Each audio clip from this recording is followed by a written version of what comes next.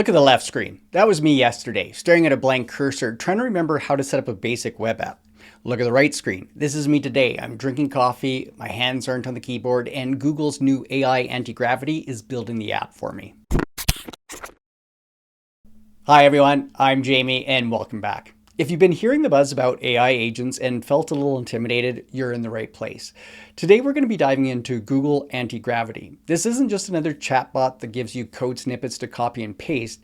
This is agentic IDE. That means it can plan projects, create files, run terminal commands, and even open a browser to test its own code. And the best part, you don't need to be a master coder to use it. By the end of this video, you're going to build your first working application completely from scratch just by asking for it. Let's jump in. Step 1, head over to antigravity.google. I'll put the link to this in the description as well, and grab the installer. As for right now, early 2026, it's still free for individual use. You can see I'm on Windows right now, but if I click on this, it will bring me to where you can see you can download it for Mac OS, Windows, or Linux. Go ahead and get it installed, and then you can follow along with me. When you get it installed and first open it, you're going to just walk through some setup. And as you see, we can go next. We're going to start from fresh, next.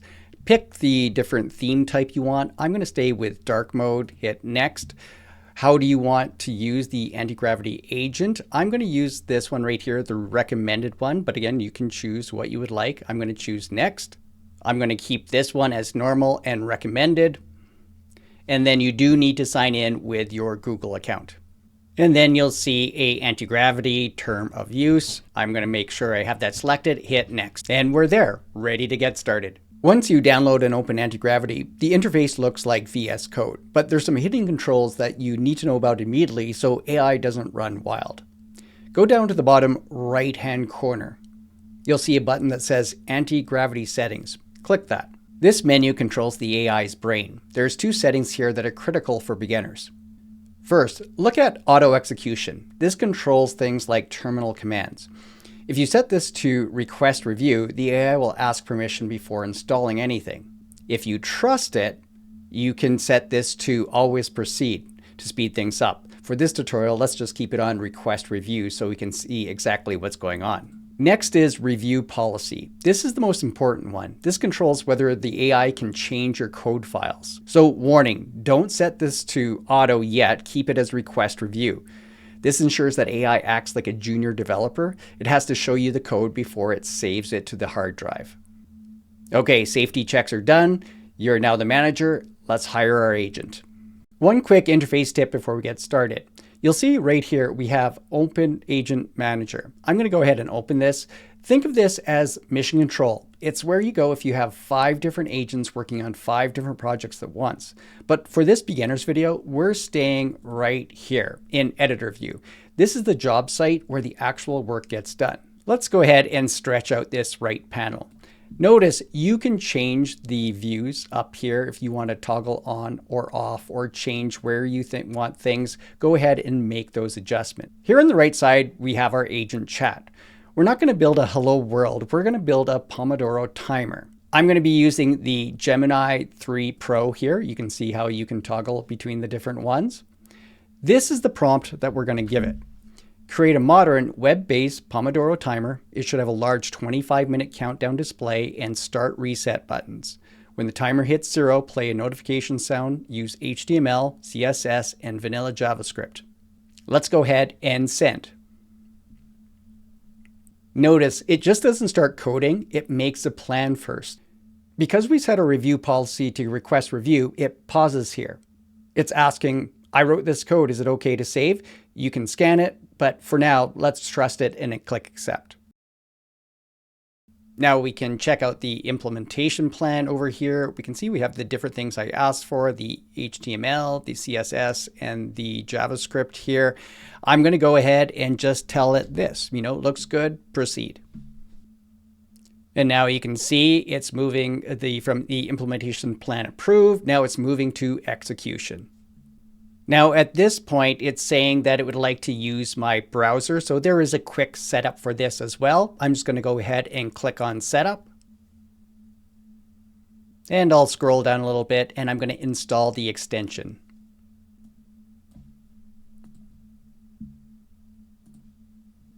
Now, this is like magic here. So you can see right now, the agent is actually going to be taking control of the browser to test everything out. And then I'm going to get prompted back and forth to whether I need to confirm things. So look, as I go back to the screen here, I'll hit confirm. Now I can see that the agent is actually running the clock. I'm not doing anything with the mouse. You can see as it comes up, the agent is testing it out. And at this point, it needs for me to confirm it. So I go back and forth a few times with just confirming different parts of it as it's testing everything for me. All right, it looks like it's all done here. So what we're gonna do is just watch it finish up, and you're gonna see over the left-hand side that it will come up with a screen capture of the testing that will be placed right inside. So there it is. So I can check to see that it's been tested out and things are working on it. I just find that so amazing to watch how it takes control of the browser and then even gives me the screen capture after inside of this. Now, you've probably noticed a number of different tabs appearing. So right now, this is the walkthrough tab that we're in, and we could go back a step. This was the implementation, and I believe there was even tasks there. We can see the different coding from the HTML to CSS or the JS here. Now, if we kind of just take a look at this code, you can see it generated the Pomodoro timer. It's really organized. If we look at line 2 right here, you can see where the 25 minutes is the default duration on this. If we just kind of take a quick glance around, if we look at this right through here, we can see this is where it handles the complex math for progress ring animation. But right now that 25 minutes is hard coded. So let's go back to the chat and ask the AI to make this customizable and add some sound effects to it. All right, so in the chat, what I want is to add 2 specific things: a sound effect for when the timer finishes and a simple input box so I can type my own duration that I want. So this is what I'm going to write. Update the code to a sound effect when the timer hits 0. Also add an input field in the HTML so the user can set a custom time in minutes. I'm just going to tell it exactly what I need in plain English. Notice I'm not telling it how to write the JavaScript, I'm just describing the feature. Let's hit enter and see how it modifies the class we just looked at. Now I'm going to jump back over to the implementation plan. And I can see where they're suggesting add, to modify here what I suggested. And I can see that it's going to play a sound at 0, 0, 0. So I'm just going to say, looks good. I'm going to go ahead and accept all. And I just need to confirm, and I'll accept all. You can see that there's a list right here, the step-by-step that the agent's going to do. So it's going to be numbered 1 through 15. And if I go ahead now and open up the actual browser, you're going to be seeing the same thing that I showed you before. So that one of the steps was that it was going to be set to 1 minute, and then it's just going to time down from there, and it's going to go back and forth and ask me to confirm it just like I did the last time as it tests everything out. Now, a quick real-world warning. Sometimes when the AI tries to open the browser to test itself, it might hang or spin for a bit. If that happens, don't worry, you can just cancel the action and open the browser manually. Remember, this is cutting edge software. It still gets a little confused sometimes, but when it works, it feels like magic. And if you'd like to review the changes, you can see right here, if I click on it, it's going to open up this tab here, and you can see where it's made modifications to the HTML files in this case. Now, I did end up canceling this because it was taking forever and just spinning and spinning, and I just resent it off again, and now it's working through. I can see that it is working here, that I can confirm and continue on with the coding here that it's doing. We have a view part here, so I can take a look at the focus timer that opened up in another tab over here. So I let it go for about 2 or 3 minutes, and it went back and forth. It had some errors. It fixed it itself. I did have to hit confirm a few times in it. But you can see what we're watching is the playback of it going through and testing everything. I didn't do any of the testing. It tested it out itself, and we have the walkthrough just like we had before. Okay, I have this opened in my browser. We can give it a quick test. I'm not going to put 25 minutes in here. I did want to say I did accidentally close down my browser, and then I just told it, I said open in my browser again, and then it gave me the link to open it back up. So if I go ahead and I'm going to put 1 minute here, I'm going to hit start, and everything seems to be working, but then I'm going to jump ahead and we'll see how it works at the end for the sound. Okay, so I'm down to the last few seconds here. We'll see if we get a sound when it reaches the zeros. That was a nice sound. And remember, I could go back and ask it to change to a different sound. If I hit reset, this seems to be working, and I can go ahead and add any changes to the time. I could go back and ask it to make it in a different color, different style, all by just having that natural conversation inside Antigravity here. So how do we get these files online that we created? So we have these 3 different files, the script, the styles, the index. Right now, everything is stored locally, but we can go ahead and upload those. You might think if we go up top here, you'll notice an export. This is a little bit different than what you would think with an export. So this export is going to give you a markdown file. So that's great if you want to save the transcript of how we built this, sort of like saving a recipe. But I don't want the recipe, I want the cake. I want the actual website files to put online. So as I mentioned, since this runs locally, I don't need to export the code. It's already here.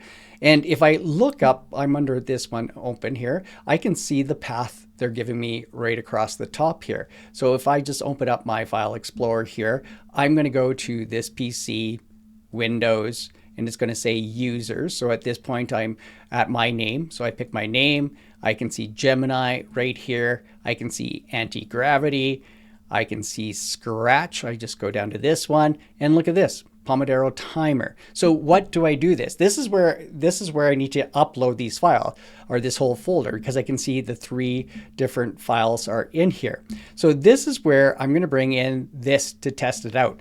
So this site right here is called Netlify. All I have to do is drag and drop over. So in this case right here, I have this folder. If I had website online, if I had one, I could bring it over too, but this gives me a place to test this out. So I'm grabbing this folder and I'm going to bring this over here. Now I'm just using the free one right here, and it gives me the link right here.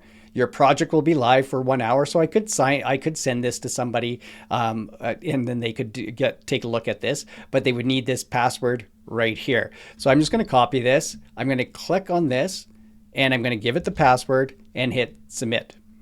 And look at that. I don't need to save that password. We have our timer. I can go through and test it out to see how it's working, and everything that we tested out locally. So remember, this is online. So if you had a place to host this, you could work it that way. So going from what we did in just a few minutes to create this app to all the way to putting it online.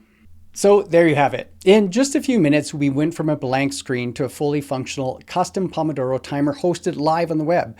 What's crazy is that we didn't write the JavaScript ourselves. We acted more like a project manager. We told the AI what we wanted, reviewed the code, asked for changes, and then shipped it. If you create something cool with this, let me know in the comments. I'd love to see what you created. Thanks for watching this week on Teachers Tech. I'll see you next time with more tech tips and tutorials.